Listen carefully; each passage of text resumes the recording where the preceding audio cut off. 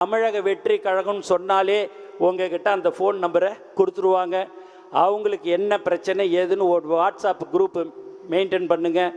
என்னைக்கு தெருவில் லைட் எரியல, தண்ணீர் பிரச்சனை, வாய்க்கா பிரச்சனை, சின்ன சின்ன விஷயம், கொசு மருந்து அடிக்கிறது, மருத்துவ முகாம் போடுறது, இதெல்லாமே நம்ம செஞ்சு கொண்டு இருக்கிறோம். இருந்தாலும் இந்த 10 மாதத்தில் நீங்கள் அதையெல்லாம் மிக சிறப்பாக நீங்கள் செயல்படுத்த வேண்டும் என்று உங்களை நான் கேட்டுக்கொள்கிறேன்.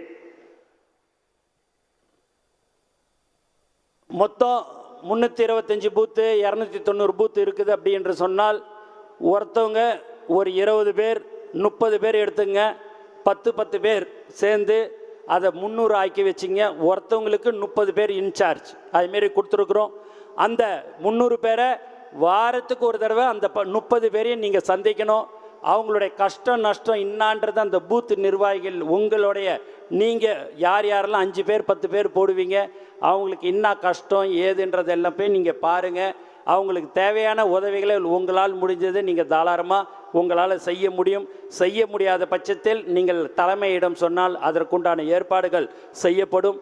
ஏன்னா இந்த 10 மாதம் நீங்கள் தான் ரொம்ப ரொம்ப முக்கியம். திரும்ப திரும்ப சொல்கிறேன், இந்த மண்டலத்தை முதல்ல நம்ம கோயம்புத்தூரில் ஆரம்பிச்சிருக்கிறோம்.